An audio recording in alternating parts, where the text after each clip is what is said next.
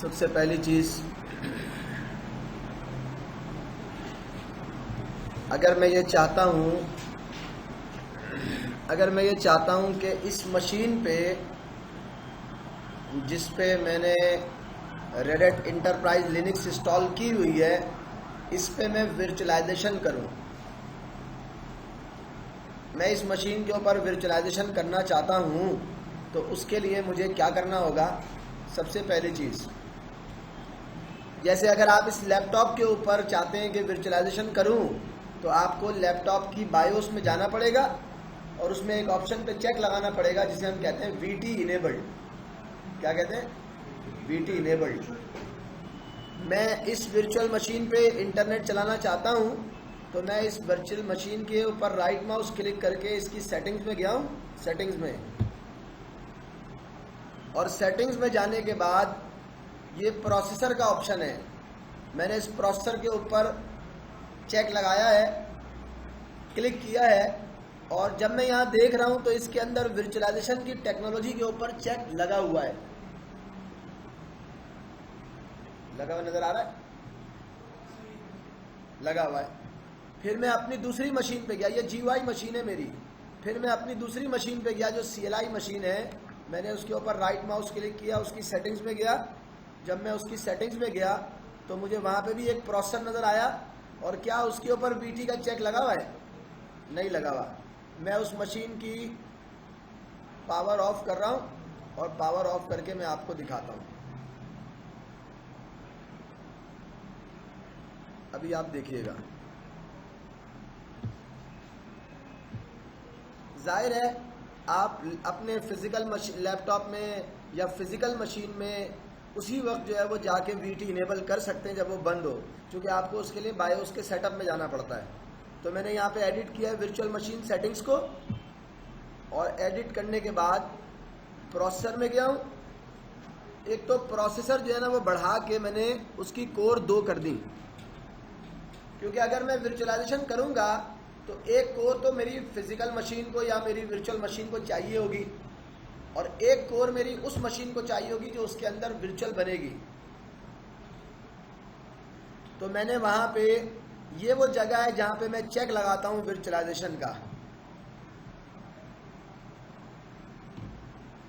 Virtualise Intel VT, ये वो जगह है वर्चुअलाइज इंटेल VT का, कि जहाँ पे मैंने चेक लगाया, और चेक लगाने के बाद मैंने इसे ओके कर दिया। इसका मतलब है मैं ये चाहता हूँ कि मेरी इस वर्चुअल मशीन में वर्चुअलाइजेशन की फंक्शनलिटी CPU से इनेबल हो जाए। सही है? मैंने जस्ट ओके कर दिया।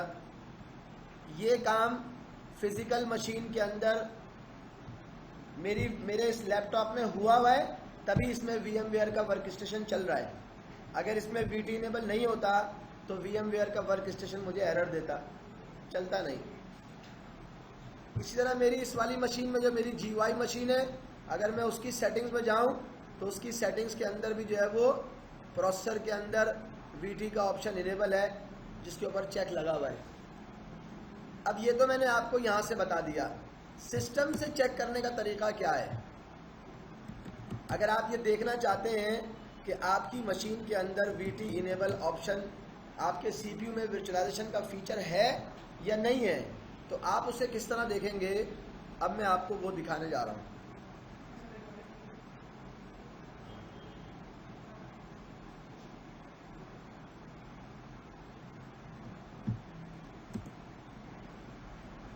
राइट माउस क्लिक किया है, टर्मिनल पे गया हूँ, और टर्मिनल पे जाके कमांड लिखी है मैंने,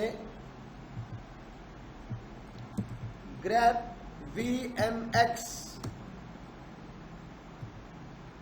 proc CPU info।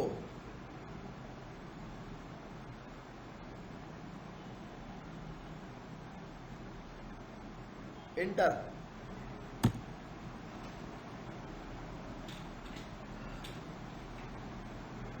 ये कमांड मैंने लिखी है, और इस कमांड में उसने मुझे ये बताया कि आपके सिस्टम में वर्चुअलाइजेशन की टेक्नोलॉजी मौजूद है। ये VMX जो है वो उसने मुझे शो कर दिया। यहाँ पे मेरी कमांड क्या थी?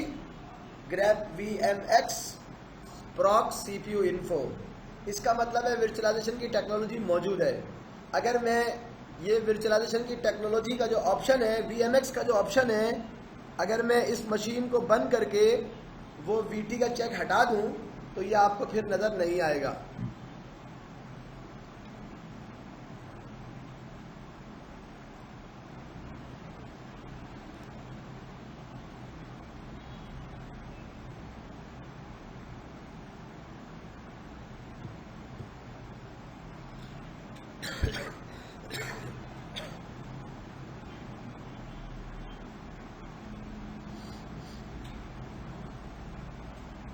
ये पहला स्टेप था जो मैंने लिया, और इसको करने के बाद अब मैं ये VMX का जो फीचर है ये मेरे सिस्टम में आ गया है, मेरी वर्चुअल मशीन में आ गया है। अब मुझे आगे का काम करना है। ये इसका मतलब ये है कि मेरा हार्डवेयर रेडी है और अब मैंने सॉफ्टवेयर की बात करनी है।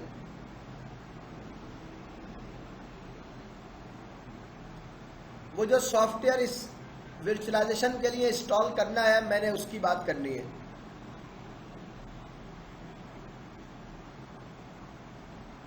हार्डवेयर मेरा इस वर्चुअलाइजेशन की टेक्नोलॉजी की वजह से रेडी है। अब आ जाए दूसरी बात पे।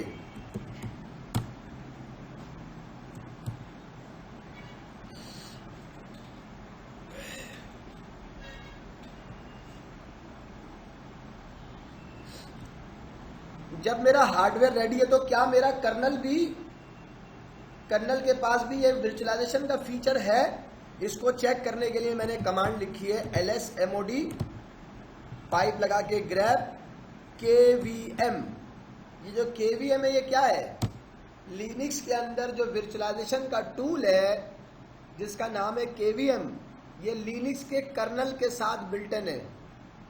जब भी आप लिनक्स की मशीन इंस्टॉल करेंगे तो आपको ये लाजमी लोडेड मिलेगा। RHEL की मशीन में ये kvm आपको मिलेगा। अब दूसरी मशीन देखिएगा, ये भी एक मशीन है जो कि जिसमें मैंने ये चेक नहीं लगाया हुआ, प्रोसेसर के ऊपर ये चेक नहीं है। ओके, अब देखें अब क्या होता है। एक के ऊपर चेक लगा हुआ है, एक के ऊपर नहीं लगा हुआ। एक में VT इनेबल है, एक में नहीं है। जिसमें VT इनेबल है वो आपको ये बता रहा है कि जनाब आपके पास VMX का भी ऑप्शन मौजूद है और आपके पास कर्नल के अंदर kvm का मॉड्यूल भी लोडेड है। और वो मशीन जिसके अंदर VT इनेबल नहीं है उसका क्या स्टेटस है वो अभी हम आपको दिखा देते हैं।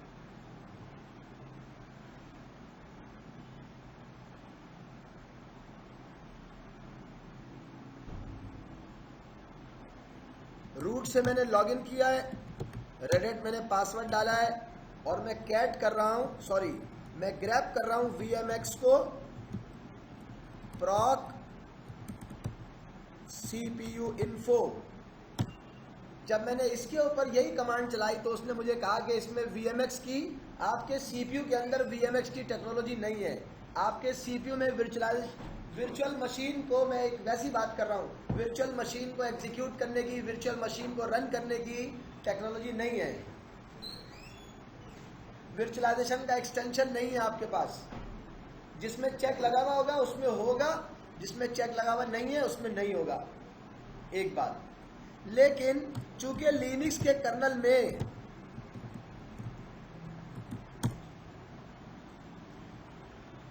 अच्छा आप यहां देखें, जब मैं इस पे कह रहा हूं कि क्या तुमने kvm का मॉड्यूल लोड किया है तो मुझे कह रहा है नहीं किया। मैंने kvm का मॉड्यूल भी लोड नहीं किया, जबकि आप अगर दूसरी वाली मशीन पे देखें तो उसमें kvm का मॉड्यूल लोड हुआ है। ये बिल्कुल ऐसे ही है। हाँ, ये बिल्कुल ऐसे ही है कि आपकी मशीन में अगर साउंड कार्ड लगा हुआ होगा तभी वो साउंड कार्ड का मॉड्यूल लोड करेगा, यानी कि साउंड कार्ड का ड्राइवर लोड करेगा। अगर साउंड कार्ड लगा हुआ नहीं होगा तो साउंड कार्ड का ड्राइवर भी लोड नहीं होगा। मेरी फिजिकल मशीन में वर्चुअलाइजेशन की टेक्नोलॉजी इनेबल थी। मेरी मशीन के अंदर मैंने VT इनेबल किया था। अगर किया होगा तो ही लिनक्स का kvm या उसका वर्चुअलाइजेशन का टूल जो है वो लोड होगा। जिस मशीन में ये नहीं है, VT इनेबल नहीं किया हमने और उसमें उसने कर्नल का वो मॉड्यूल जिसका काम है वर्चुअलाइजेशन करना, वो भी लोड नहीं किया। अगर मैं इसके अंदर ये काम कर दूंगा, इसकी सेटिंग में जाके मशीन की पावर ऑफ करना पड़ती है।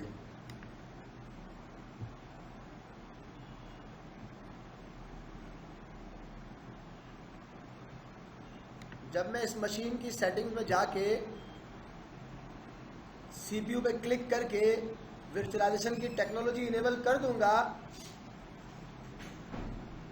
ठीक है, चूंकि मुझे इस मशीन में वर्चुअलाइजेशन करनी है तो मैंने वर्चुअलाइजेशन की टेक्नोलॉजी को इनेबल कर दिया और इनेबल करके मैंने यहाँ पे इसको ओके किया और ओके करके मैंने इसकी पावर ऑन कर दी। अब आप देखेंगे कि जब ये मशीन स्टार्ट होगी तो एक तो इसके सीपीयू में वर्चुअलाइजेशन का फीचर होगा और दूसरा इसके कर्नल ने केवीएम को लोड कर दिया होगा। लिनक्स में वर्चुअलाइजेशन के लिए जो बिल्ट इन टूल है, जो लिनक्स के कर्नल के साथ ही आता है, उसका नाम है केवीएम। बाकी कोई और वर्चुअलाइजेशन का टूल ऐसा नहीं है जो अपने कर्नल के साथ आता हो।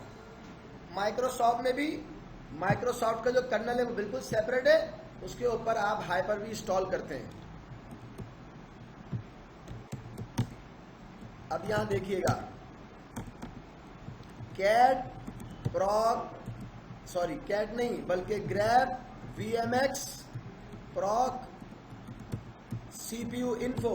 अगर इस सीपीयू इन्फो में आप वीटी का ऑप्शन इनेबल कर चुके हैं तो आपको वीएमएक्स अगर आप ग्रैब करवाएंगे इस सीपीयू की इंफॉर्मेशन में, तो आपको वीएमएक्स वाली लाइनें नजर आएंगी।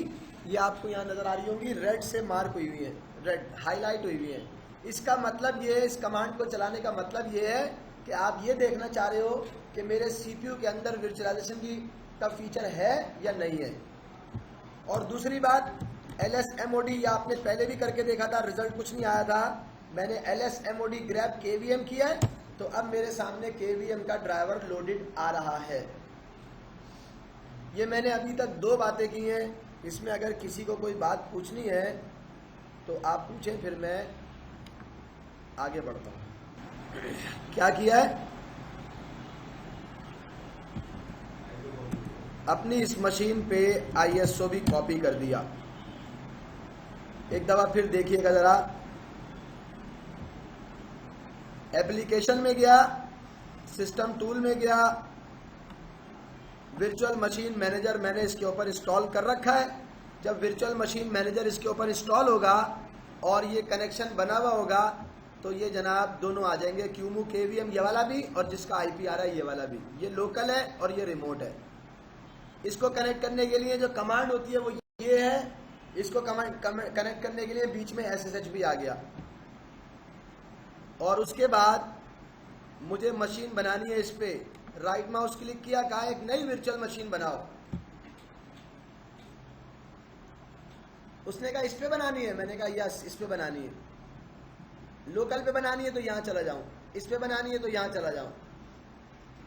फिर उसने कहा तुम्हारे पास क्या ISO है, क्या PXE बूट है, क्या कोई डिस्क है तुम्हारे पास पहले से बनी हुई, क्या है, नेटवर्क से इंस्टॉल करोगे। मैंने कहा लोकल इंस्टॉलेशन मीडिया है, फॉरवर्ड। कह रहे कहां है ISO बताओ।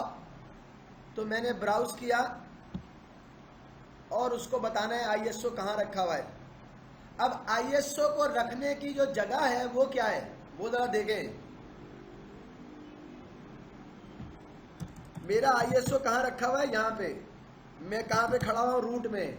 वो कह रहा है भाई इसको यहां से मूव करो और इसको रखो वार के अंदर, लिब के अंदर, लिब VIRD के अंदर, इमेज के अंदर। इमेजेस के नाम से फोल्डर है, यहां पे रखो ISO। ये वो जगह है जहां पे ISO होना चाहिए। अगर यहां पे ISO होगा तो यहां नजर आएगा, तो यहां पे नजर आएगा। अभी यहां पे ISO आपको नजर नहीं आ रहा। मैं ब्राउज कर रहा हूं, मुझे ISO यहां पे रखा हुआ नजर नहीं आ रहा। बोला यहां पे होना चाहिए। ये आपके वॉल्यूम का फोल्डर है, यहीं पे आपकी वर्चुअल मशीनें रखी जाएंगी। ISO भी यहीं होना चाहिए।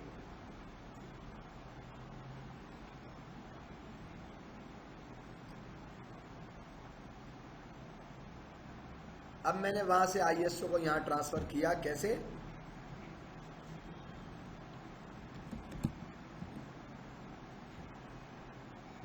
जब ये मूव करा दिया एमवी की कमांड से, जब ये मूव करा दिया तो अब आप देखिएगा कि आपको आईएसओ जो है वो वहां पे नजर आएगा। अभी देखें, मैं इसको बंद करके दोबारा ब्राउज कर रहा हूं।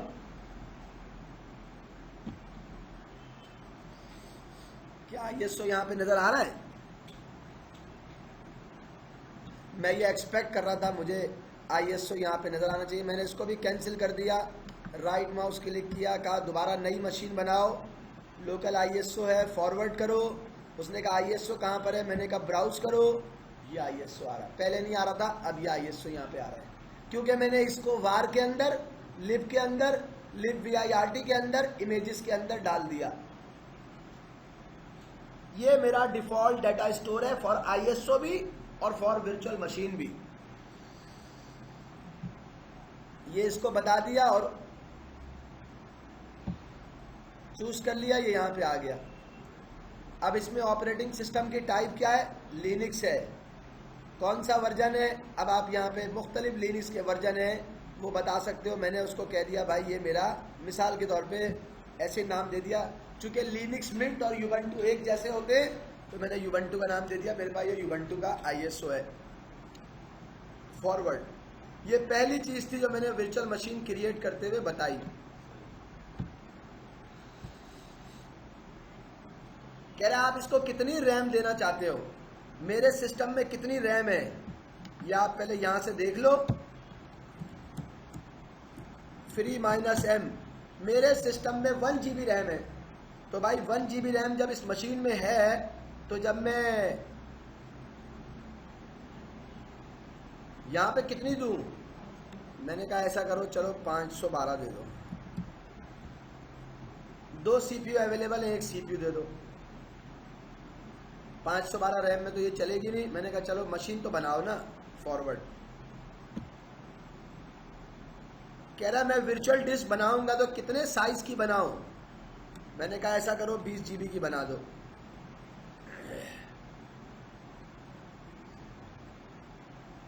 फॉरवर्ड।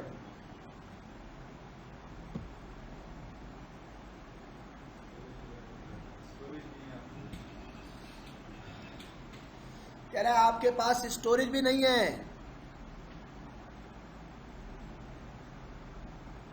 आप 20 GB की बात कर रहे हो और आपके पास 4 GB है। तो मैंने कहा अच्छा भाई ओके, मैं 20 GB नहीं लेता, मैं ऐसा करता हूं, मैं आपसे बोल रहा हूं मुझे 2 GB दे दो।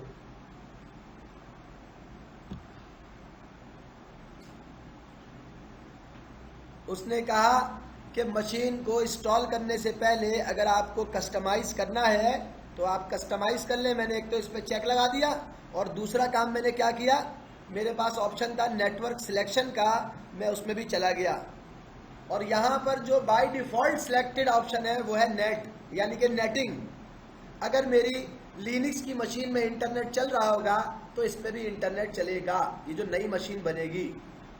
और मैंने इस पर चेक लगा दिया, इसका मतलब है मैं वर्चुअल मशीन की जो मैंने बनाई है उसमें मुझे एडिटिंग करनी है, तो मैंने इसको फिनिश कर दिया यहाँ पे। अब आप देखिएगा आपके पास एक वर्चुअल मशीन की सेटिंग ओपन हो जाएगी।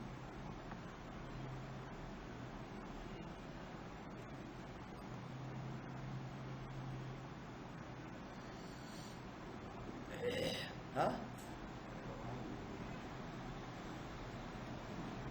कह रहे ये वर्चुअल मशीन का नाम है, अभी इसका स्टेटस है ये शटडाउन है, इसका हाइपरवाइजर KVM है।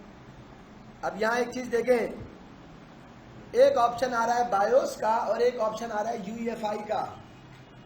बायोस और UEFI 2 ऑप्शन है।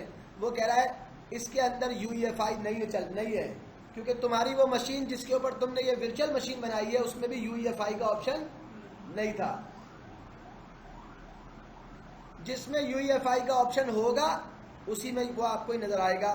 मैं आपको दिखा रहा हूं, ये आप देख सकते हैं मैं क्या बात कर रहा हूं, ये आप यहां से देख सकते हैं। राइट माउस क्लिक करके सेटिंग्स में गया और इस सेटिंग में जाके मैं ऑप्शन में गया, एडवांस में गया। यहां पर तो चेक लगा हुआ है boot with EFI instead of BIOS. देखो भाई, मैं तो एक्सपेक्ट कर रहा था यहां पे चेक नहीं होगा, लेकिन यहां तो चेक लगा हुआ है कि भाई EFI यूज करो, बायोस यूज ना करो। लेकिन यहाँ तो ऑप्शन है, लेकिन जब मैं यहाँ जा रहा हूँ और मैं यहाँ पे देखता हूँ तो वो मुझे यहाँ पे बता रहा है कि भाई इसमें फर्मवेयर के अंदर UEFI का ऑप्शन आप यूज़ नहीं कर सकते। मैंने कहा चलो ठीक है। फिर CPU का ऑप्शन है, CPU की डिटेल बता रहा है। मेमोरी का ऑप्शन है, मेमोरी की डिटेल बता रहा है। बूट के ऑप्शन है, अगर आपको किसी दूसरी CD-ROM से USB से बूट करना है वो ऑप्शन है। वर्चुअल डिस्क की बात कर रहा है, CD-ROM की बात कर रहा है, नेटवर्क इंटरफेस कार्ड की बात कर रहा है। अगर आपको 2 नेटवर्क इंटरफेस कार्ड लेने हैं तो वो भी आप यहाँ से ऐड हार्डवेयर करा के ले सकते हैं। ये मुख्तलिफ ऑप्शंस की बात बता रहा है आपको। ID CD-ROM पे गया, कनेक्ट का बटन प्रेस किया है, इसका मतलब है कि जो मैंने ISO बताया था वो ISO यहाँ पर नज़र आए। ब्राउज किया, ये ISO मैंने सिलेक्ट किया, ओके, ये कनेक्ट हो गया, ISO यहाँ पर आ गया। अगर मैं बिगिन इंस्टॉलेशन करूँगा तो इसकी इंस्टॉलेशन जो है वो शुरू हो जाएगी और जैसे नॉर्मल इंस्टॉलेशन होती है बिल्कुल वैसे ही ये इंस्टॉलेशन करेगा। ये यूबंटू की मशीन की इंस्टॉलेशन शुरू हो गई। अब अगर इसमें प्रॉपर जितनी रैम होनी चाहिए, अगर वो प्रॉपर रैम होगी तो इंस्टॉलेशन भी प्रॉपर तरीके से हो जाएगी और जनाब मेरा ये लिनक्स का मिंट इसके ऊपर इंस्टॉल हो जाएगा।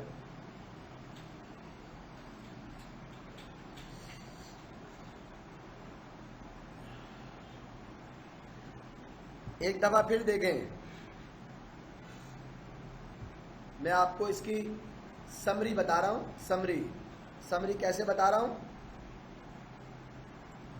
मेरे पास ये एक मशीन है,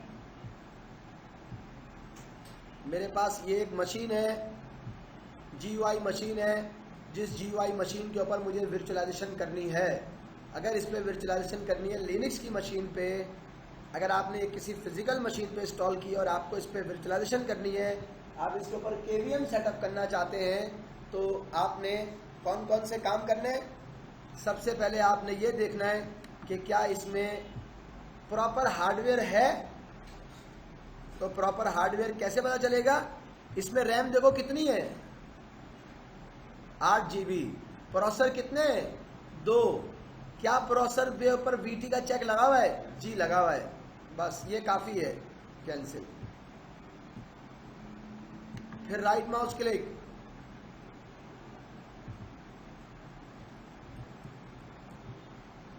क्या जो प्रोसेसर में VT इनेबल किया था उसको मेरा सिस्टम सपोर्ट कर रहा है?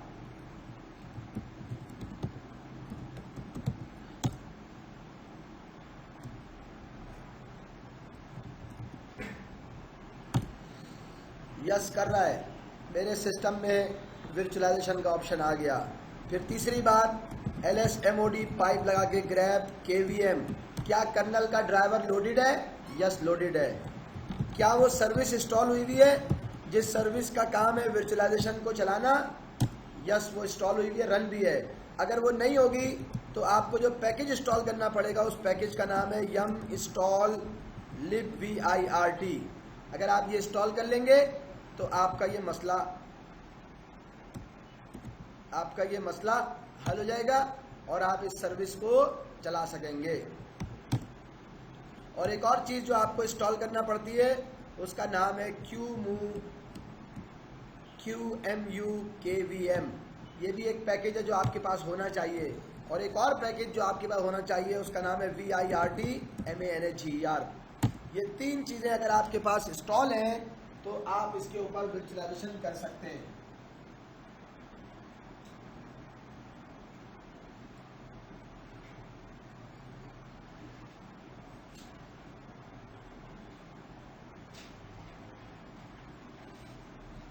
ये वर्चुअलाइजेशन मैनेजर किसी भी एक मशीन पर हो, ये दोनों मशीनों पे होना चाहिए। ये भी दोनों, अगर 2 मशीनें हैं तो ये जितनी भी हैं ये सब मशीनों पे होगा, ये भी सब मशीनों पे होगा, या आप किसी एक मशीन पे इंस्टॉल कर लें। उसके बाद इसमें ये वो जगह है जहां पे वार में libvirt में इमेजेस, यहाँ पे आपको वर्चुअल मशीन की फाइलें भी रखनी है और यहाँ पे आपको ISO भी रखने हैं। ये वो जगह है। और अगर आपको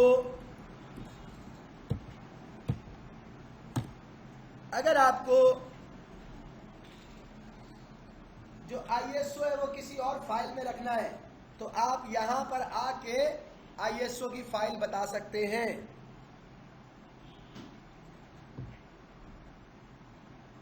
आप यहां पे आके एक फोल्डर बना सकते हैं mkdir var के अंदर जाओ, lib में जाओ और libvirt में जाओ, ISO के नाम का एक फोल्डर बना दो। मैं इसके अंदर अपने ISO रखूंगा। ये आपने उसको बता दिया।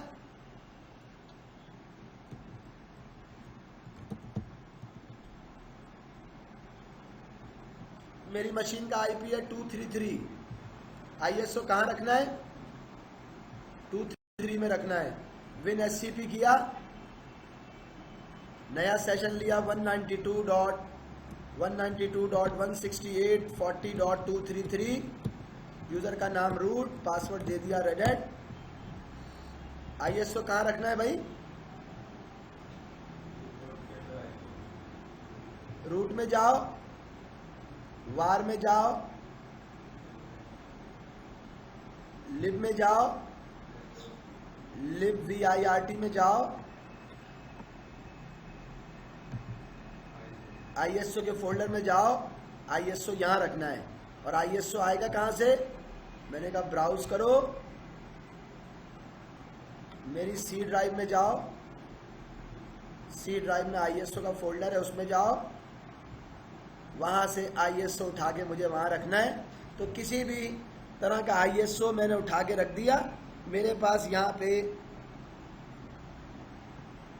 विंडोज सर्वर 2012 का ISO रखा हुआ है। मैंने कहा यार इसको उठाओ और यहाँ विंडोज सर्वर 2012 बहुत टाइम लेगा। Ubuntu है 848 MB का, मैंने कहा उठाओ और यहाँ रख दो। ये कहाँ पे आ रहा होगा? ये आप देखिएगा यहाँ पे आ रहा होगा, CD var के अंदर, lib के अंदर, libvirt के अंदर, ls ISO के फोल्डर में ls-l। ये Ubuntu का ISO अभी आ रहा है। आगे लिखा हुआ है फाइल पार्ट, इसका मतलब है आ रहा है। इसका साइज देखें बढ़ता जा रहा है।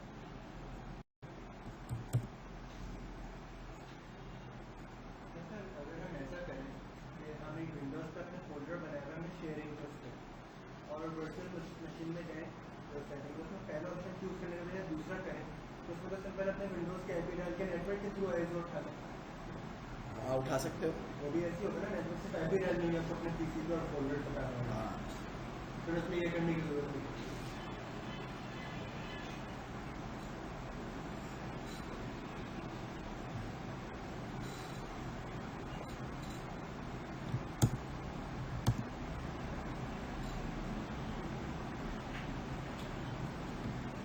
कितना हो गया भाई ISO?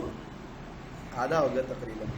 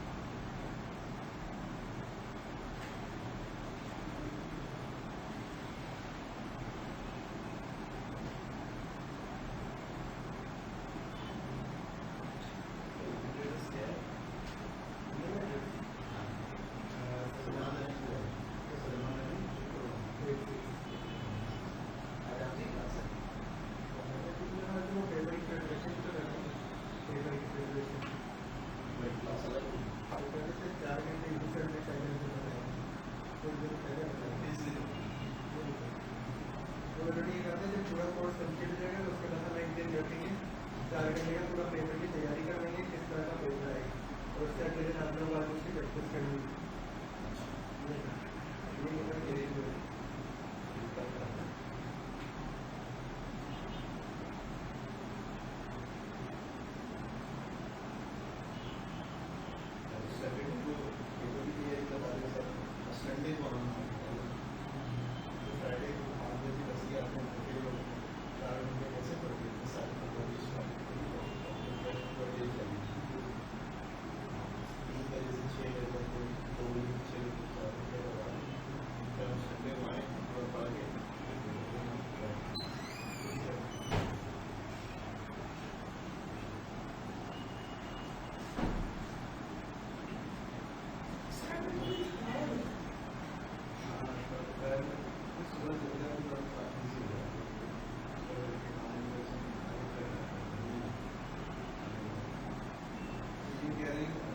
प्रोसेस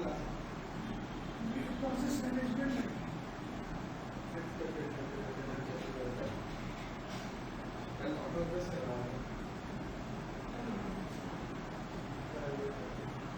फायरवॉल और मोटरफेस है। फायरवॉल में इतना जो खास इंडिया नहीं है जो उसके हमारे बुक के हिसाब से वो कराया। उसके अंदर क्या कराया कि आप इस बार देखते हैं list minus firewall B firewall dash command list बाकी सर्च होते हैं।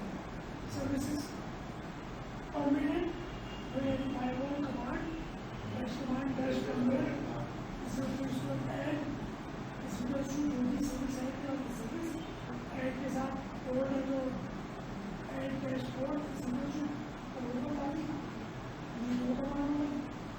रिमूव कराया तो रिमूव डॉट डैश सर्विस या रिमूव डैश कोड ये पॉलिसी ऐड हुई पॉलिसी रिमूव हुई पॉलिसी देखनी है तो वही CMD डैश लिस्ट सर्विसेज और जब आपने कोई भी ऐड करा दिया या रिमूव करा दिया उसके बाद हमने रीलोड चला firewall dash command space dash dash reload.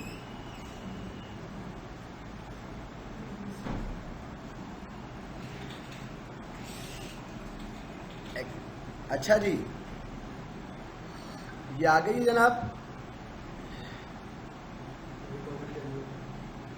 चल रही है ना, बंद थोड़ी की थी।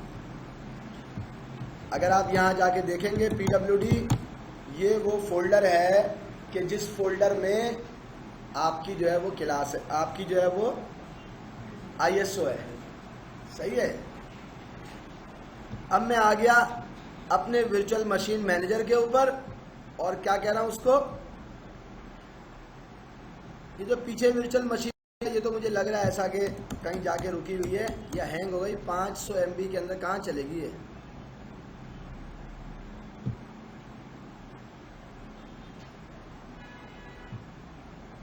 ये देखें, इस वाली वर्चुअल मशीन के ऊपर मैं काम नहीं कर रहा।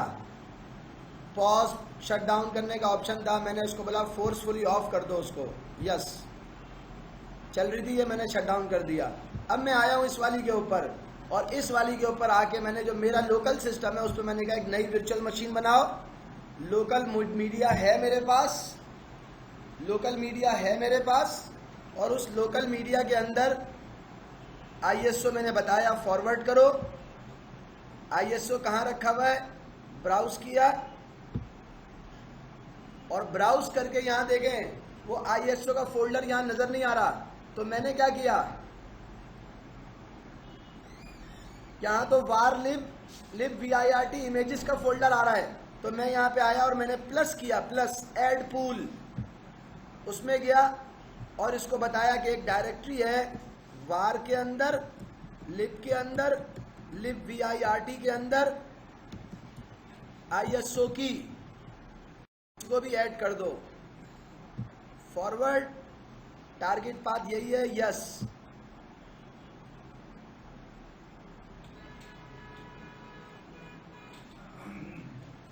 उसने कहा आपने कोई कहीं पे जो है वो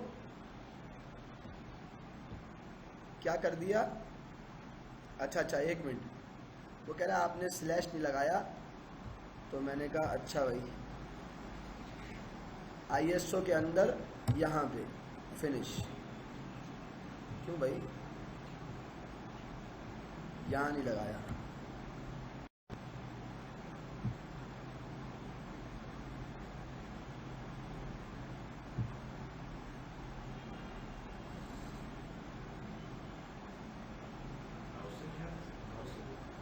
ब्राउज, वार में, लिब में, ISO,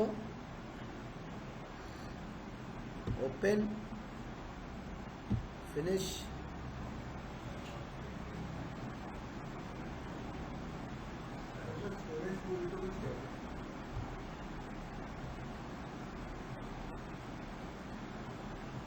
अच्छा मैंने उसको क्लोज किया, भी करता हूं मैं, कैंसिल कर दिया। मैंने उसको कहा है कि भाई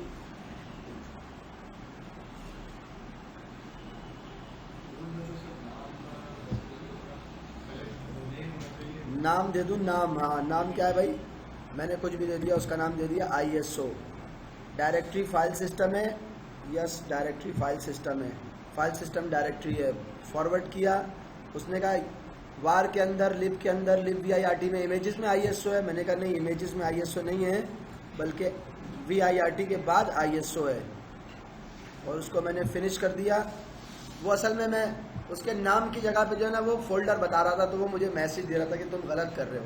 तो मैं ISO वाले पूल पे आया और मैंने वहाँ से इसको ISO को सिलेक्ट किया और सिलेक्ट करके चूज़ किया वॉल्यूम, आगे बढ़ गया।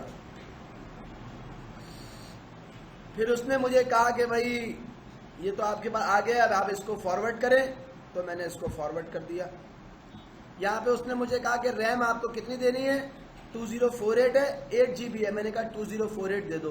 कह रहा है आपके पास 2 CPU, मैंने कहा 1 CPU दे दो, फॉरवर्ड। फिर कह रहा है स्टोरेज के अंदर कितना स्पेस देना है, तो मैंने कहा ऐसा करो 10 GB दे दो। कह रहा है भाई 10 GB तो नहीं है तुम्हारे पास तो स्टोरेज जो है वो थोड़ा कम है, 4 GB है। तो मैंने कहा 4 GB में तो काम नहीं बनेगा, मुझे तो 10 GB देना है। तो उसका तरीका फिर ये हो सकता है कि मैं मशीन के अंदर एक और क्या करूं, डिस्क ऐड करूं। यार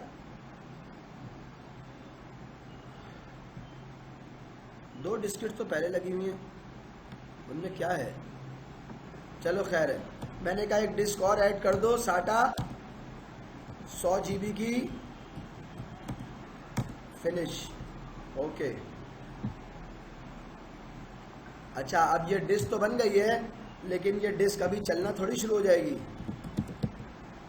fdisk/device SDC, पूरी डिस्क के ऊपर एक नया पार्टीशन बनाए, प्राइमरी 1 P से बन गया, यस बन गया, W से सेव करें, बाहर निकल जाएं, और MKFS -TXFS से उसको फॉर्मेट करें, डिवाइस SDC1 फॉर्मेट करें, इसको माउंट करें /device SDC1 को मेरे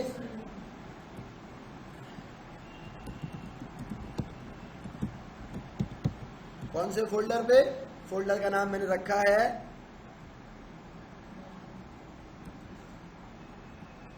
वर्चुअल डिस्क, VIRT डिस्क के नाम से। तो मुझे कहेगा ये फोल्डर क्रिएट, ये फोल्डर तो नहीं है, तो MKDIR एक फोल्डर मैंने वॉल्यूम्स के नाम से रख दिया, वॉल्यूम्स, और उसको मैंने माउंट कराया डिवाइस SDC1/वॉल्यूम्स। अब जब ये वॉल्यूम ऐड करा दिया यहाँ पे, तो अब इसको यहाँ पे भी ऐड कराना पड़ेगा। कहाँ पे, इस जगह पे। कैसे, सब कुछ कैंसिल किया, बोला एक नई वर्चुअल मशीन बनाओ, फॉरवर्ड करो, लोकल ISO जो है वो यहाँ से लेना है। लोकल ISO तो मैं बता दूंगा, लेकिन मैं यहाँ पे क्या ऐड कर रहा हूँ जरा देखिएगा। पूल ऐड किया, उसका नाम रखा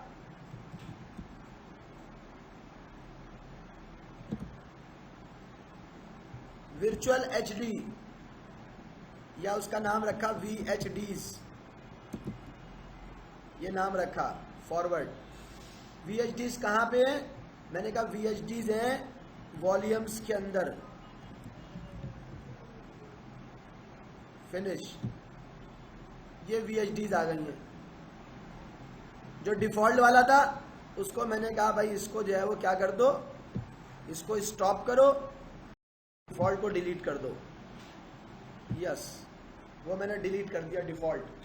अब आपके पास एक ISO के नाम से आ गया, एक VHDs के नाम से आ गया। तो ISO हमने सिलेक्ट कर लिया, यहाँ पे ISO बताना था, फॉरवर्ड। फिर रैम वैम दे दी, CPU दे दिया। फिर उसने डिस्क की जब बात की तो मैंने कहा 20 GB डिस्क दे दो। अब मेरे पास चूंकि 20 GB से ज़्यादा डिस्क है, तो उसको चाहिए कि वो ज़्यादा डिस्क ले। तो ये जो डिस्क मैं ले रहा हूँ 20 GB अभी भी नहीं एक्सेप्ट कर रहा, क्योंकि इसका डिफ़ॉल्ट वही था। मैं आया और मैंने कहा सिलेक्ट और क्रिएट कस्टम स्टोरेज, मैनेज में क्या है, VHD में आया, यहाँ पर एक वॉल्यूम बनाया, उसका नाम रखा क्या, जब आप KVM में काम करते हैं और KVM में वर्चुअलाइजेशन करते हैं, VMware में जब करते हैं तो VMDK आता है, जब माइक्रोसॉफ्ट के हाइपर-वी में करते हैं तो VHD आता है, जब ऑरेकल के वर्चुअल बॉक्स में करते हैं तब भी VHD आता है। और लिनक्स के अंदर कौन कौन से फॉर्मेट होते हैं मैं उनकी तरफ जाऊंगा, लेकिन उससे पहले एक बात आपको बता दूं कि इसका जो डिफॉल्ट फॉर्मेट होता है वो होता है QCOW। ये इसका डिफॉल्ट फॉर्मेट है QCOW2। और इसमें कौन कौन से फॉर्मेट अवेलेबल हैं वो आप देख सकते हैं। एक रॉ है, एक QCOW2 है और एक जो है वो QED है। तो KVM का जो डिफॉल्ट फॉर्मेट है वो QCOW2 है, तो मैंने उसको QCOW2 और बता दिया जनाब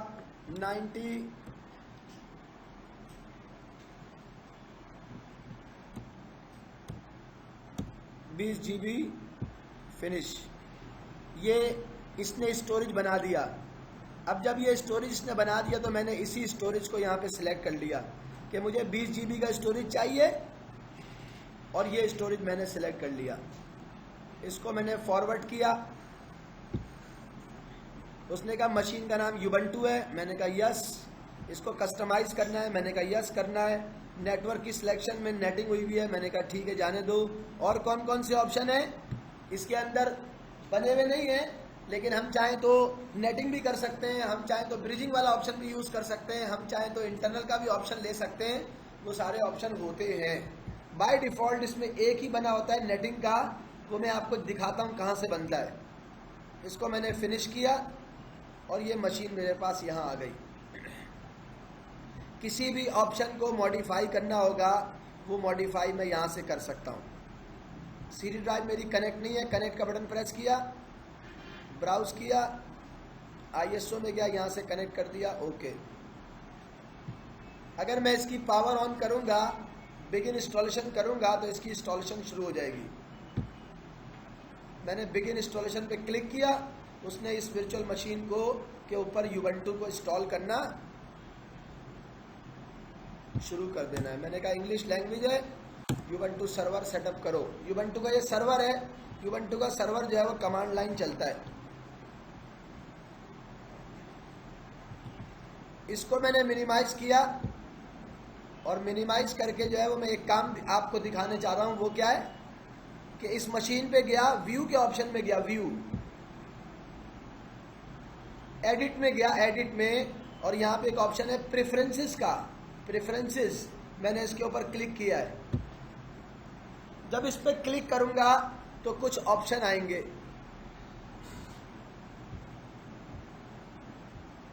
जो ऑप्शन मैं दिखाना चाह रहा था वो ऑप्शन यहाँ पे नहीं आए। फाइल में गया, क्यों भाई, राइट माउस क्लिक किया, यहाँ पे ऑप्शन है डिटेल का, डिटेल्स। इस डिटेल के ऑप्शन में चला गया।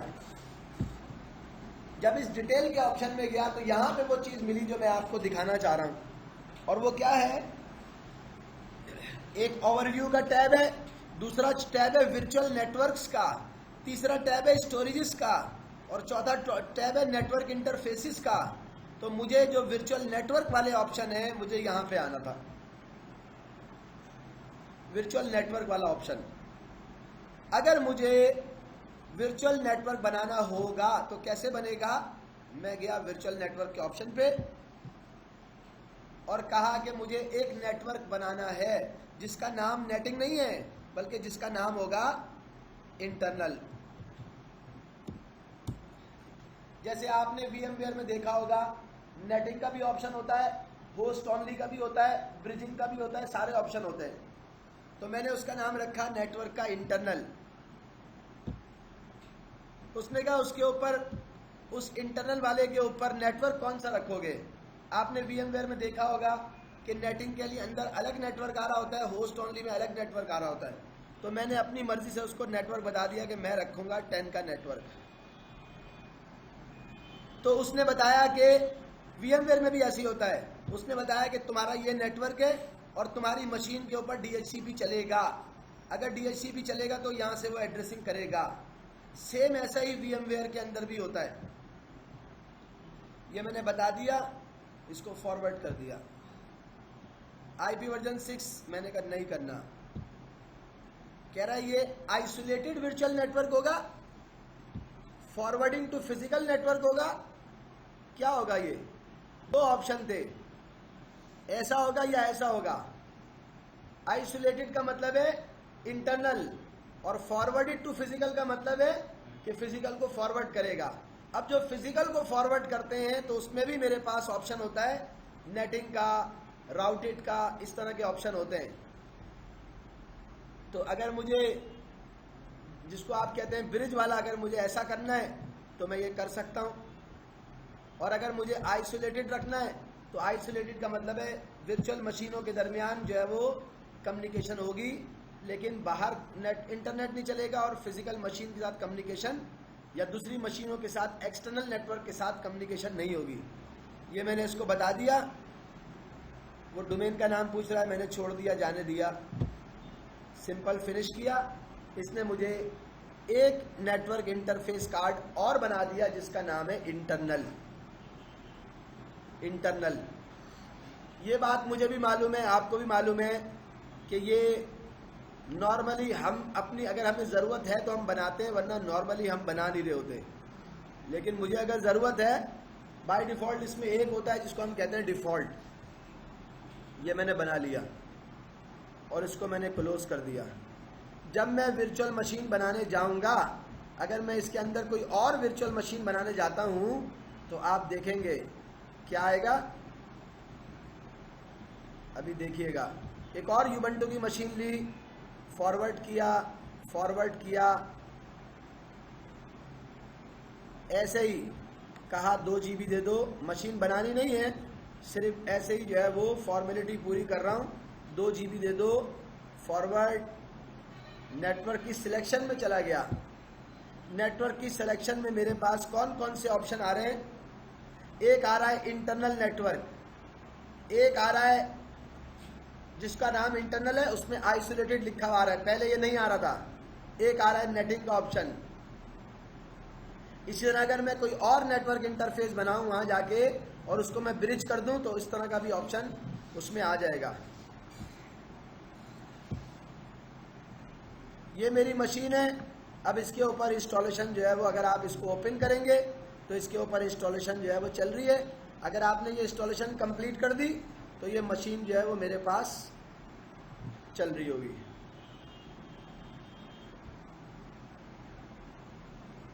जी भाई, ये आपके पास सिंपल जो है वो KVM है।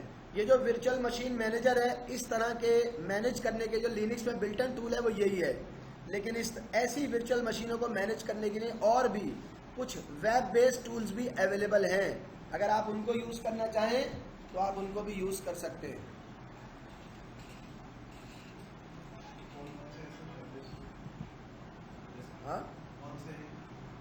हाँ, अब इन्होंने सवाल किया, चूंकि मैंने बताया तो इन्होंने सवाल किया कौन से वेब बेस्ड टूल। तो अब मैं आपको ये बात बता रहा हूँ कि अगर आपको ऐसा काम करना है तो उसके लिए इस वक्त सबसे बेहतर एक ऑप्शन है कॉकपिट का। रेडिट ने RHEL 8 में कॉकपिट बिल्ट इन कर दिया, प्री इंस्टॉल्ड होता है। अगर आप रेडिट की RHEL 8 को इंस्टॉल करें तो उसमें कॉकपिट बिल्ट इन होगा और उसमें आप मशीन को ब्राउज़र से मैनेज कर सकते हैं और ब्राउज़र से उसमें आप फिजिकल मशीनों को भी मैनेज कर सकते हैं और वर्चुअल मशीनों को भी। जो वर्चुअल मशीन्स के होस्ट हैं, अगर आप उनको कनेक्ट कर लेंगे तो आपको इजीली ये वर्चुअल मशीनों को मैनेज करने का टूल उसमें मिल जाएगा। कॉकपिट का मॉड्यूल होता है, उससे आप वर्चुअल मशीन्स को मैनेज कर सकते हैं। एक ज़माने में जब कॉकपिट रेडिट ने बिल्ट इन नहीं किया था तो उस वक्त जो है वो हम बात किया करते थे वेबमिन की। लेकिन सबसे बेहतर टूल अब जो है, चूंकि रेडिट में बिल्ट इन भी आ गया है, तो उसका नाम है कॉकपिट।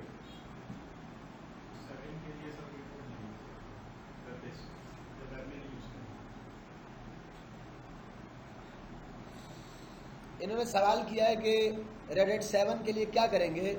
तो रेडिट 7 के लिए हम ये करेंगे कि हम एक एग्जाम्पल दे रहा हूँ। रेडिट 7 के लिए हम ये करेंगे कि रेडिट की 7 की मशीन पे कॉकपिट का पैकेज इंस्टॉल कर ले। एक बात, हम नहीं करना चाहते कॉकपिट का पैकेज रेडेट 7 पे, तो RHEL 8 की एक मशीन इंस्टॉल करें, उसमें कॉकपिट जो है वो चलता होगा। ब्राउजर में जाके 9090 उसकी पोर्ट होती है या 9010 उसकी पोर्ट होती है, वो डालें तो आपका कॉकपिट चल जाएगा। और जब वो चल जाए तो उससे तो आप रेडेट 8 की मशीन मैनेज कर सकते हैं, है ना।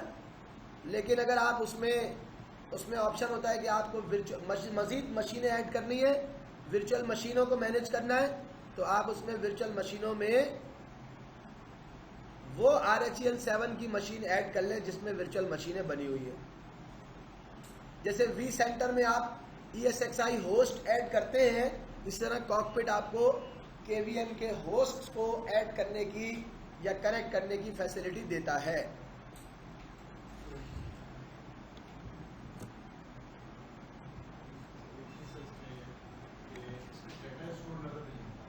हाँ,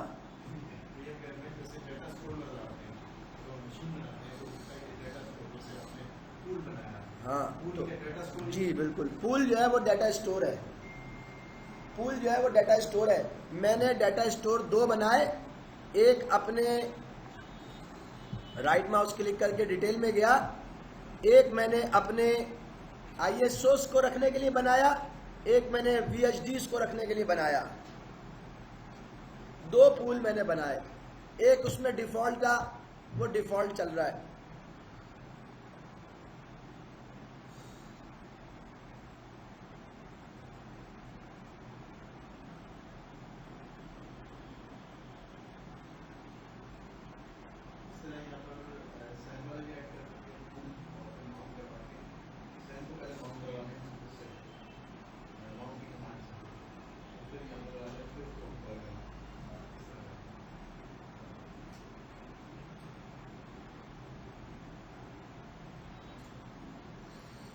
हमने अगर अपनी, इन्होंने एक सवाल किया, मैं उसका जवाब दे रहा हूं कि हमने अगर अपनी वर्चुअल मशीनें रखनी है सैन पे, कहाँ रखनी है, सैन पे, तो सैन से एक डिस्क लेके आए।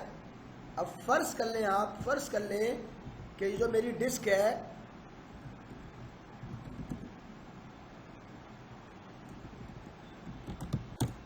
ये जो मेरी डिस्क है, फर्ज कर लें ये मैं लेके आया हूं सैन से 100 GB की, सैन से लेके आया, अपने सिस्टम में लगा दी। iSCSI लेके आया, अपने सिस्टम में लगा दी, और लगाने के बाद उसके अंदर मैंने क्या किया भाई, उसको फॉर्मेट किया, वॉल्यूम्स के ऊपर माउंट कर लिया, और वॉल्यूम्स के अंदर मैं अब जो कुछ भी रखूंगा, जितनी भी वर्चुअल मशीनों की हार्ड डिस्क रखूंगा, ये सारी की सारी सैन के ऊपर है। अगर हमें इसका क्लस्टर बनाना होता है तो हम यही करते हैं कि एक KVM का होस्ट है और दूसरा भी KVM का होस्ट है, इसके पास जो डिस्केट्स हैं वो भी सैन से आ रही है।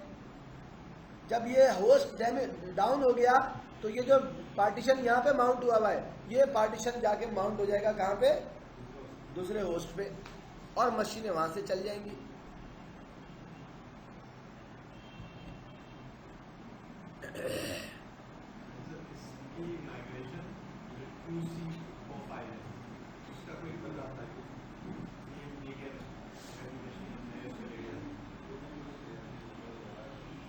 इन्होंने एक सवाल किया है कि, क्या सवाल किया,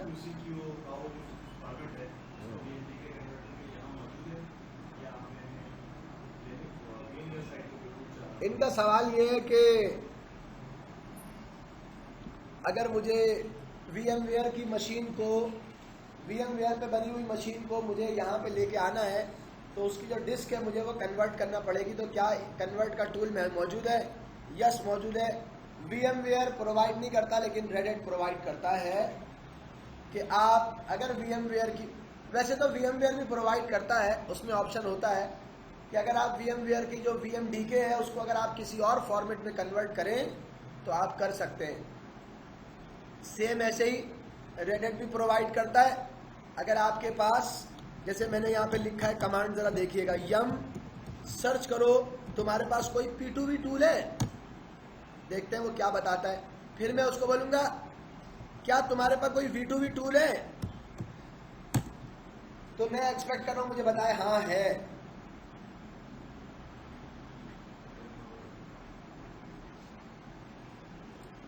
लेकिन चूंकि ये केवीएम क्या है, रेड हैट की मशीन है, तो ये कह रहा है भाई मेरे पास जो रेड हैट के अंदर टूल्स है ना, वो है कि जो कन्वर्ट करोगे वर्चुअल मशीन को कि वो रन हो सके केवीएम पे। अब वो किसी पे भी हो, यूबंटू पे हो, वीएमवेयर पे हो, हाइपर-वी पे हो, किसी पे भी हो, मैं उसको कन्वर्ट कर दूंगा कि वो केवीएम पे चल सके। इसी तरह से ऊपर लिखा हुआ है और कह रहा है अगर वो फिजिकल मशीन पे होगी तो भी मैं चला दूंगा। ये रेड हैट में बिल्टन है। लेकिन अगर आप रेड हैट का वर्चुअलाइजेशन का सूट लेंगे इंटरप्राइज वाला, तो उसके अंदर वो सारे टूल मौजूद हैं जिसमें वो बताएगा कि मैं VMware की मशीन को भी कन्वर्ट कर सकता हूँ, मैं हाइपर-वी की मशीन को भी कन्वर्ट कर सकता हूँ, मैं सारी वर्चुअल मशीन्स को कन्वर्ट कर सकता हूँ।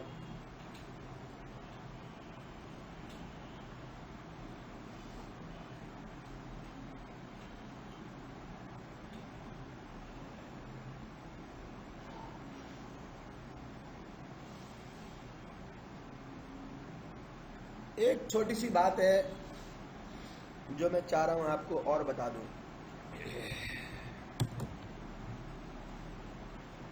रेड हैट एक तो ये चाहता है कि इस कोर्स में आपको केवीएम की बेसिक्स मालूम हो और आप केवीएम के ऊपर वर्चुअल मशीन बनाना जानते हो।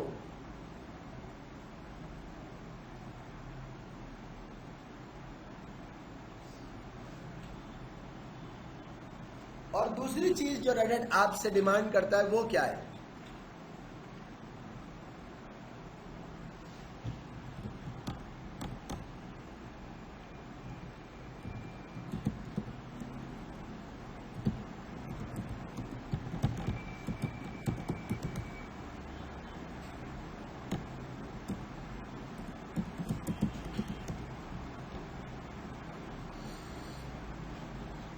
एक पैकेज मैंने इंस्टॉल किया है जिसका नाम है सिस्टम कॉन्फ़िग किक स्टार्ट।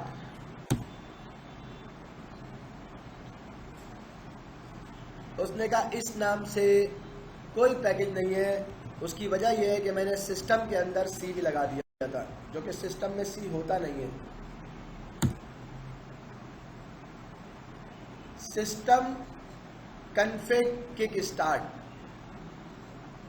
जब मैं ये स्टार्ट करने के लिए गया तो उसने मुझे कहा कि इसके साथ और भी चीज़ें इंस्टॉल होंगी, तो मैंने कहा कर दो।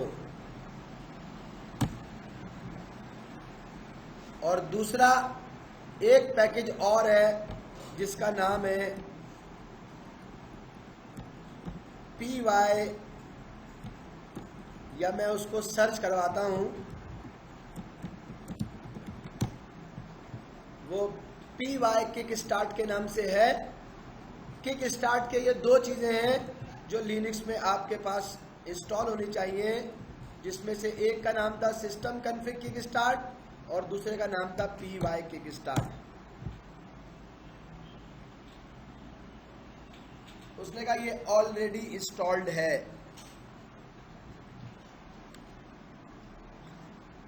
ये ऑलरेडी इंस्टॉल्ड है।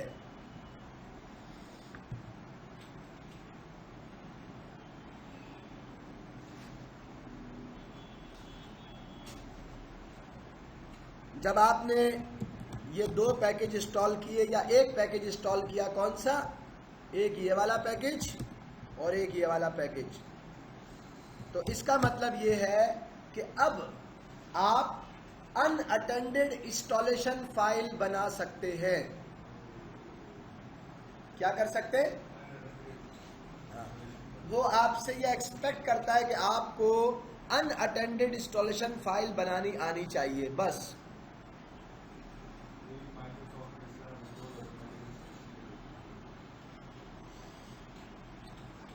मैं आपको अभी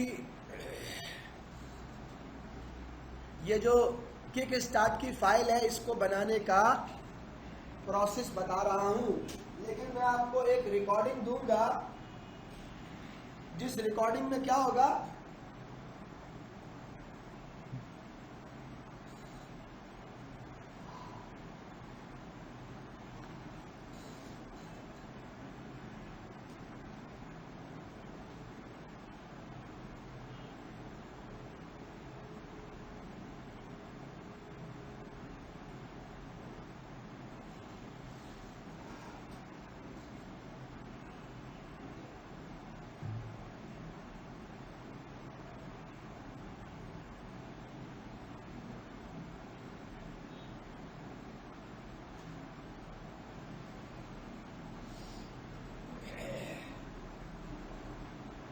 एक ऐसी रिकॉर्डिंग होगी जिसमें लिनक्स इंस्टॉल होगा,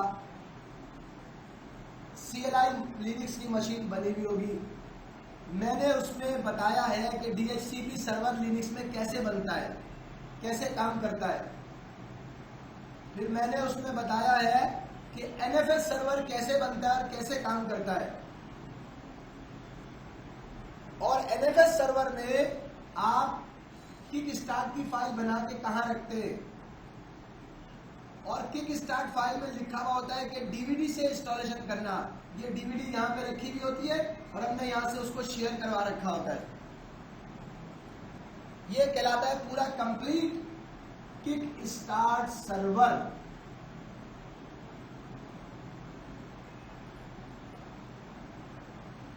और फिर क्या होता है, हम एक नई वर्चुअल मशीन बनाते हैं और इस वर्चुअल मशीन में नो USB, नो DVD, कोई USB नहीं होती, कोई DVD नहीं होती, कोई बूटेबल मीडिया नहीं होता। उसमें क्या होता है, वो किससे बूट करता है, वो करता है PXG से बूट। PXG मतलब नेटवर्क से,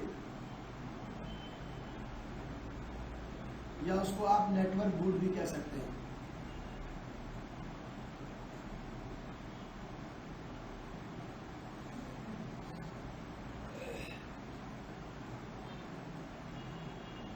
नेटवर्क से बूट करेगा, DHCP के पास जाएगा, कहेगा मुझे IP दो, DHCP इसको IP देगा,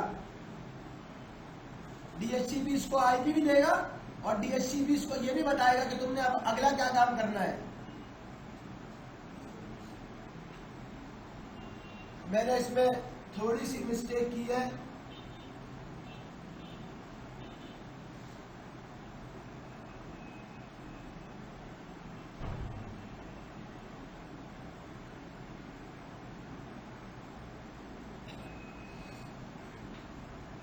फिर DHCP सर्वर, इसको ये विंडोज हो, लिनक्स का अनअटेंडेड इंस्टॉलेशन सर्वर हो, किसी भी ऑपरेटिंग सिस्टम का अनअटेंडेड इंस्टॉलेशन सर्वर हो, उसमें यही सब चीजें होती हैं।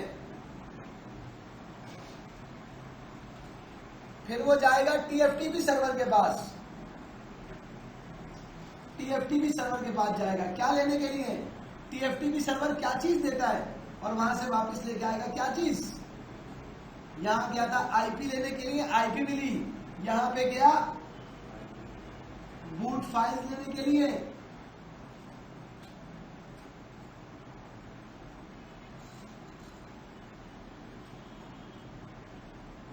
यहां पे गया था बूट फाइल लेने के लिए, बूट फाइल मिली। और जब बूट फाइल से वो बूट हुआ तो फिर ये इसी ने उसको बताया, एक तो IP बताई और अगला टास्क भी दिया, नेक्स्ट क्या करना है वो भी बताया। इसने बूट फाइल भी दी और नेक्स्ट क्या करना है वो भी बताया। और फिर ये गया इस NFS सर्वर के पास और NFS सर्वर से क्या लेके आया, अनअटेंडेड इंस्टॉलेशन फाइल।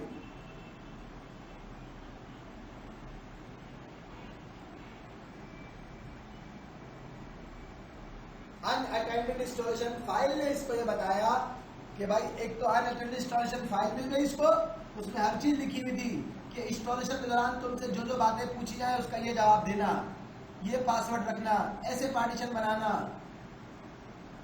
और जब पैकेजेस को इंस्टॉल करने की बारी आए तो DVD से सारे पैकेजेस इंस्टॉल करना।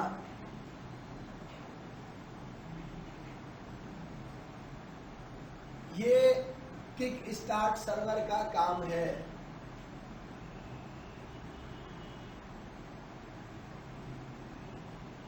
अच्छा, रेडिट हमसे ये कहता है, रेडिट हमसे ये कहता है कि भाई आपको सिर्फ और सिर्फ ये बनाना आनी चाहिए किक स्टार्ट की फाइल। ये भी वो आपसे एग्जाम में पूछता नहीं है, लेकिन आपको ये बनाना आनी चाहिए कि अगर आपको अनअटेंडेड इंस्टॉलेशन फाइल बनानी है तो आप कैसे बनाएंगे। आपके पास ये दो चीजें होनी चाहिए। जो दो पैकेज मैंने इंस्टॉल किए थे वो आपके पास होने चाहिए। जब वो आपके पास होंगे तो आप एक GUI टूल इंस्टॉल करेंगे, system config kick start.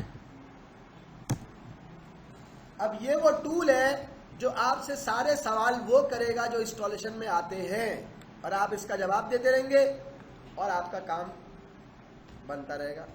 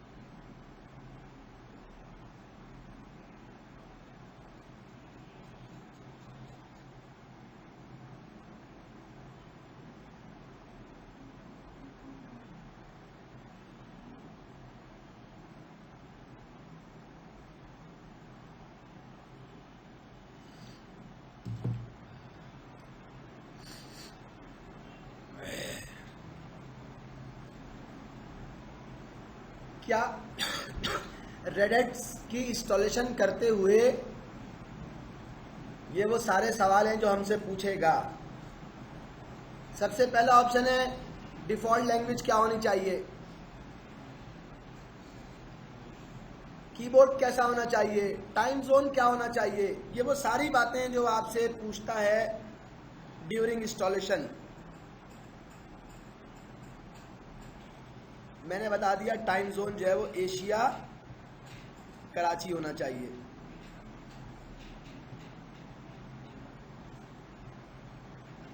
Asia Karachi, मेरा टाइम जोन एशिया कराची है। मेरा कीबोर्ड जो है वो यूएस इंग्लिश है। मेरी डिफ़ॉल्ट लैंग्वेज जो है वो यूएस इंग्लिश है।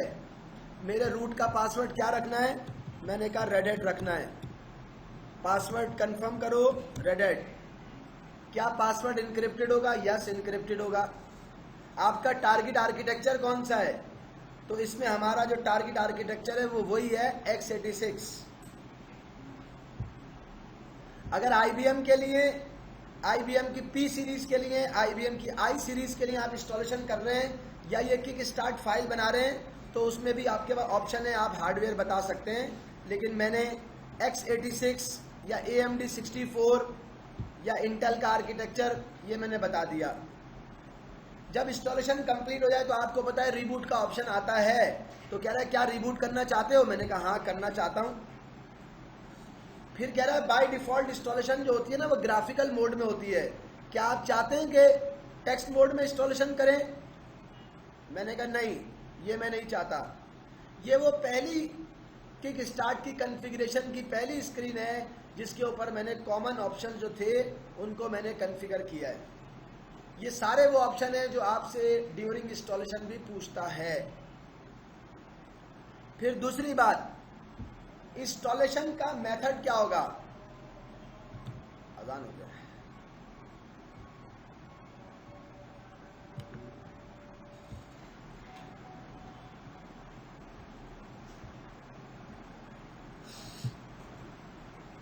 अब उसने मुझसे पूछा सेकंड वाले ऑप्शन में कि क्या आपको नई इंस्टॉलेशन करनी है या अपडेट करना है एग्जिस्टिंग मशीन। किक स्टार्ट की फाइल बना रहा हूं तो मैंने उसे कहा कि मुझे नई इंस्टॉलेशन करनी है। और दूसरा ऑप्शन जो उसमें है वो ये है कि क्या आपको इंस्टॉलेशन की सोर्स क्या है। तो इंस्टॉलेशन की सोर्स मेरे पास CD ROM हो, नहीं अनअटेंडेड में तो या किक स्टार्ट के केस में तो कोई ना कोई CD ROM लोकल नहीं होती बल्कि कोई नेटवर्क सर्वर होता है जहां से मैं इंस्टॉलेशन कर रहा होता हूं। तो मैंने उसको NFS बताया, NFS। अब उसने मुझसे पूछा NFS सर्वर का नाम बताओ, तो NFS सर्वर का नाम बता दिया, 192, 168, 40 डॉट, ऐसे ही 40.232। वो डायरेक्टरी जहां पे CD ड्राइव रखी हुई होगी, CD के कंटेंट रखे हुए होंगे, शेयर होंगे, मैंने कहा वो डायरेक्टरी है, उसका नाम है मीडिया। वहां पे CD के कंटेंट होंगे, जब आप जाओगे तो पूरी इंस्टॉलेशन की DVD आपको यहां से मिल जाएगी। ये इसको बता दिया। क्या बूट लोडर इंस्टॉल करना है? हाँ, लाजमी करना है, उसके बगैर तो मशीन बूट ही नहीं करेगी। ये उस केस में डू नॉट बूट लोडर का ऑप्शन आता है कि जिसमें पहले से एक लिनक्स इंस्टॉल हुई हुई हो और हम एक और लिनक्स का एक साथ, रेड हैट का वर्जन 7 भी और यूबंटू का लिनक्स भी, एक साथ 2 लिनक्स के फ्लेवर इंस्टॉल करना चाहें, तो उस केस में ये हमें ये ऑप्शन देता है कि हम बूट लोडर तो दोनों में ग्रब इस्तेमाल होता है, अगर आप एक का भी इंस्टॉल कर लेंगे तो आपका काम हो जाएगा। तो मैंने उसको कहा है कि मुझे बूट लोडर इंस्टॉल करना है। मुझसे पूछ रहा है ग्रब के ऊपर पासवर्ड लगाना है, ये वो पासवर्ड है जो हम पासवर्ड रीसेट करते हुए सिक्योरिटी के तौर पे लगाते थे। मैंने कहा नहीं, छोड़ दो। बूट लोडर कहाँ इंस्टॉल करना है, मास्टर बूट रिकॉर्ड पे या बूट के पहले पार्टीशन पे? तो डिफॉल्ट जो है वो मास्टर बूट रिकॉर्ड ही होता है जहां पे बूट लोडर इंस्टॉल होता है। फिर पार्टीशन की इंफॉर्मेशन, अगर आपके पास नई हार्ड ड्राइव है तो आप उसको कहेंगे डू नॉट नई हार्ड ड्राइव, तो इसमें क्लियर करने का कोई ऑप्शन ही नहीं है। अगर बिल्कुल ब्लैंक हार्ड ड्राइव है तो वो ऑलरेडी क्लियर होगी, तो आपको उसको मास्टर बूट रिकॉर्ड क्लियर करने का कोई कमांड नहीं देनी, क्योंकि उसमें तो कुछ होगा ही नहीं, वो तो आप क्रिएट करोगे। अगर आपके पास नई हार्ड ड्राइव है तो पार्टीशन रिमूव करने का कोई ऑप्शन होगा ही नहीं, ठीक है, तो आपके लिए ये भी फिर उस वक्त यूजलेस है। लेकिन अगर ऐसी हार्ड ड्राइव है कि जिसमें पहले से एक हार्ड ड्राइव है जिसमें विंडोज चल रही है, जिसमें यूबंटू चल रहा है, और आप रेड हैट इंस्टॉल करने जा रहे हैं और आप चाहते हैं कि यूबंटू और विंडोज चलती रहे और रेड हैट भी आ जाए, तो फिर आप उसको बोलेंगे प्रिजर्व करो, महफूज रखो वो पार्टीशन जो एग्जिस्टिंग है, और मेरी जो रिमेनिंग स्पेस है वो फिर उसके ऊपर पार्टीशनिंग करेगा। तो मैंने इसको भी छोड़ दिया। फिर इसमें एक ऑप्शन है इनिशियलाइज करना है डिस्क के लेवल को। क्या इनिशियलाइज करना है? तो ये जो इनिशियलाइज करने वाला ऑप्शन है ये क्या है? ये वो होता है कि आपको अपनी मशीन के अपनी हार्ड डिस्क के ऊपर जीपीडी बनाना है या एमबीआर बनाना है, ये वो ऑप्शन होता है। तो अगर आपकी बिल्कुल नई हार्ड ड्राइव है तो आप इनिशियलाइज करेंगे, और अगर आपकी नई हार्ड ड्राइव नहीं है तो फिर आपको इनिशियलाइज करने की ज़रूरत नहीं है। आप उसमें पार्टीशन प्रिजर्व करना चाहते हैं तो फिर आपको इनिशियलाइज करने की ज़रूरत नहीं है। तो मेरी बिल्कुल नई हार्ड ड्राइव है, इसलिए मैंने कह दिया इनिशियलाइज करना। ये वो सारी वो बातें हैं जो इंस्टॉलेशन में वो हमसे पूछता है या उसको ज़रूरत होती है इन बातों की। अब आ गया, कह रहा है पार्टीशन कैसे रखने हैं, तो मैंने उसको बोला मैं बता रहा हूँ कैसे पार्टीशन रखने हैं। ऐड करो, एक माउंट पॉइंट रखना /boot, फाइल सिस्टम की टाइप रखना ext4, ठीक है, और उसका साइज क्या रखना 1 GB का। वो प्राइमरी होगा, हाँ प्राइमरी होगा बाय डिफॉल्ट। फॉर्मेट करना है, यस करना है फॉर्मेट, ये इसको बता दिया, ओके। जब मशीन में हार्ड ड्राइव लगी हुई होगी तो वो खुद ही से उस पार्टीशन के अंदर, उस हार्ड ड्राइव में एक पार्टीशन बना देगा जो बूट का पार्टीशन होगा। मैंने XFS नहीं कहा था, एडिट किया, बोला यार मैंने तो कहा था ext4 रखना, फिर ऐड किया, कहा एक स्लैश पार्टीशन रखना, वो XFS रख दो 10 GB का 10,000 MB, फॉर्मेट कर दो। एक और पार्टीशन बनाओ जिसका नाम क्या होगा भाई, स्वैप आ रहा है यहाँ पे कहीं?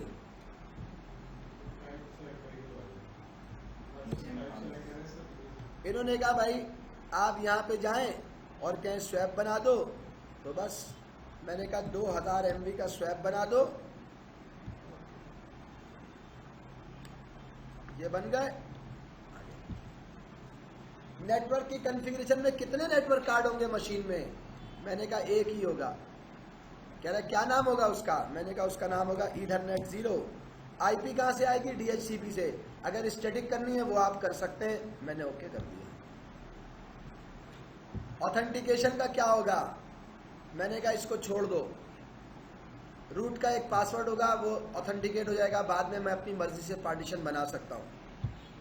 फायरवॉल की कॉन्फ़िगरेशन क्या होगी? एक्टिव होगी, डिसेबल होगी, क्या होगा? SC लिनक्स का क्या होगा? मैंने कहा SC लिनक्स को भी डिसेबल कर देना और फायरवॉल भी डिसेबल कर देना। ये आपकी मर्जी है, आप क्या करना चाहते हैं। डिस्प्ले की कॉन्फ़िगरेशन को अगर आपने मॉडिफाई करना है तो आप कर सकते हैं। मैंने उसको ये कहा है डिस्प्ले में जाके कि अगर वो कहता है कि ग्राफिकल एनवायरनमेंट इंस्टॉल करो, यानी कि GUI बनाओ, तो ठीक है। अगर मैं इसको अनचेक कर दूंगा तो मेरी मशीन की इंस्टॉलेशन CLI हो जाएगी। मैंने चेक लगा दिया, मैंने कहा हाँ GUI बनाना। अब एक चीज आई है जिसमें लिखा हुआ है पैकेज सिलेक्शन। पैकेज सिलेक्शन, तो पैकेज सिलेक्शन वाली जो बात है वो इसमें एरर दे रहा है, डिसेबल का ऑप्शन दे रहा है। ऐसा क्यों दे रहा है? ऐसा इसलिए दे रहा है कि पैकेज सिलेक्शन के लिए इस मशीन को रजिस्टर होना ज़रूरी है। इस मशीन के ऊपर जो है वो रजिस्ट्रेशन ज़रूरी है। अगर वो नहीं होगी तो ये पैकेज सिलेक्शन का ऑप्शन डिसेबल देगी। तो अब मैं क्या करूँगा, जुगाड़ जिसको आप बोलते हैं, वो मैं आपको दिखाता हूँ। ये आखिरी काम था और इसमें ये डिसेबल है। मैं गया, एक ऑप्शन है प्री इंस्टॉलेशन स्क्रिप्ट और पोस्ट इंस्टॉलेशन। इसका मतलब है इंस्टॉलेशन से पहले अगर आप कोई स्पेसिफिक कमांड चलाना चाहते हैं वो यहाँ लिख दें, इंस्टॉलेशन के बाद आप कोई स्पेसिफिक कमांड चलाना चाहते हैं वो आप यहाँ पे लिख दें। वो क्या हो सकती है? वो ऐसा हो सकता है कि मैंने कहा जब इंस्टॉलेशन कंप्लीट हो जाए तो एक यूज़र क्रिएट कर देना जिसका नाम हो उमेर। जब इंस्टॉलेशन कंप्लीट हो जाए तो जो भी काम आपने करना है वो इंस्टॉलेशन के बाद आप करवा सकते हैं।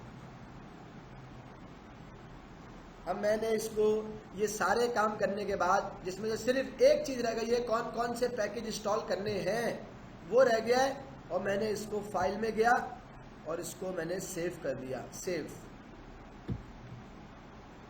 कहाँ पे किया?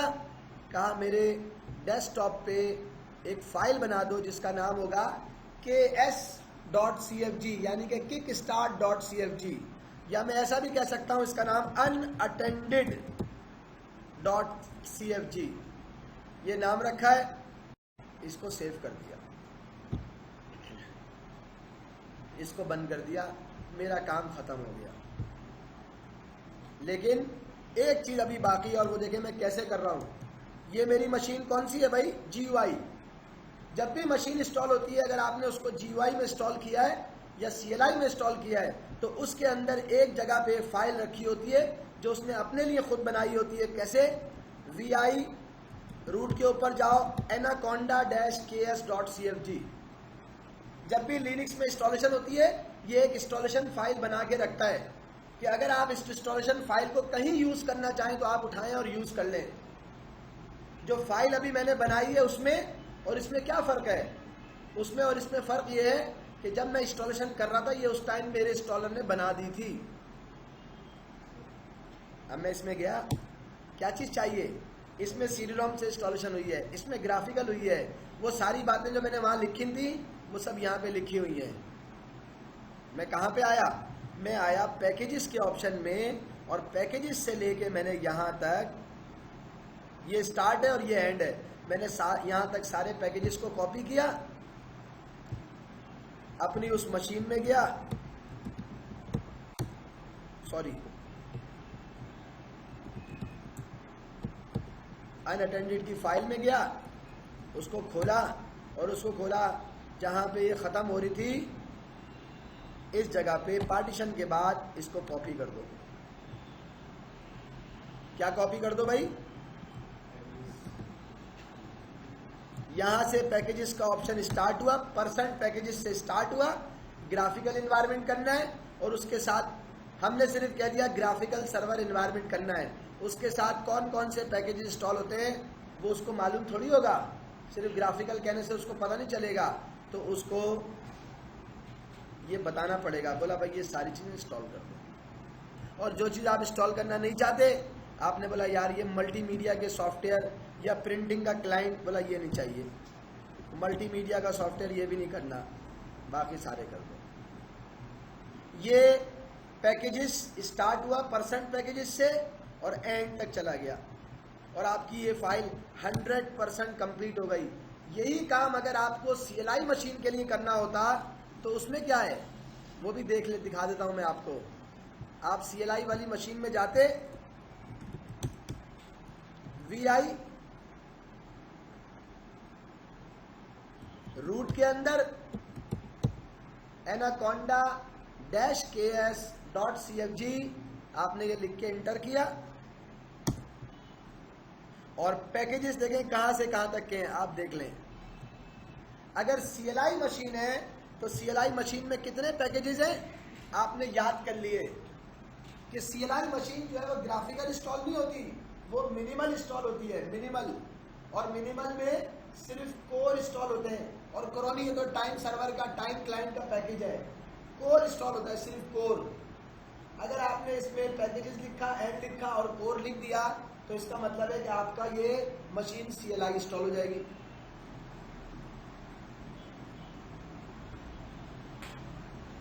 पैकेजेस से लेके एंड तक मिनिमल, कोर। एक्स्ट्रा कोई पैकेज इंस्टॉल करवाना है तो यहां पे उसके नाम लिख दें।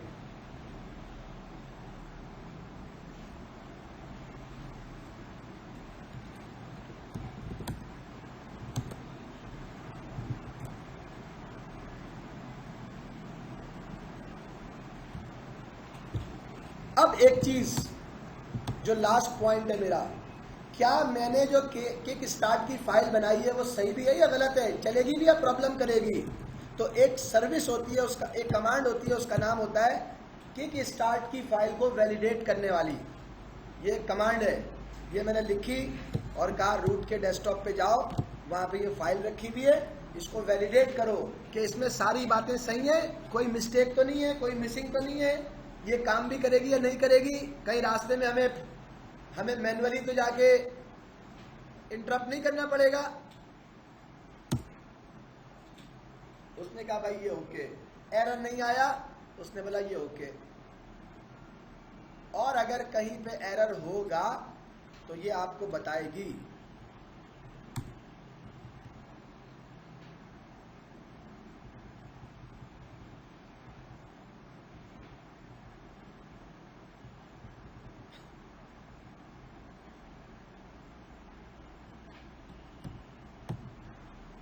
मैंने NFS में 2 दफा NNFS लगा दिया, NNFS 2 दफा।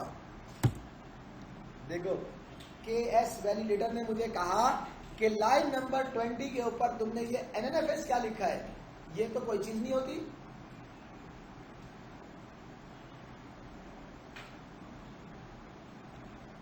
NNFS तो कोई चीज नहीं होती। लाइन नंबर 20 पे जाके आपको उसे :20 करके फिक्स करना पड़ेगा। जैसे ही आपने फिक्स कर दिया, दोबारा बोलेंगे वो बोलेगा ओके।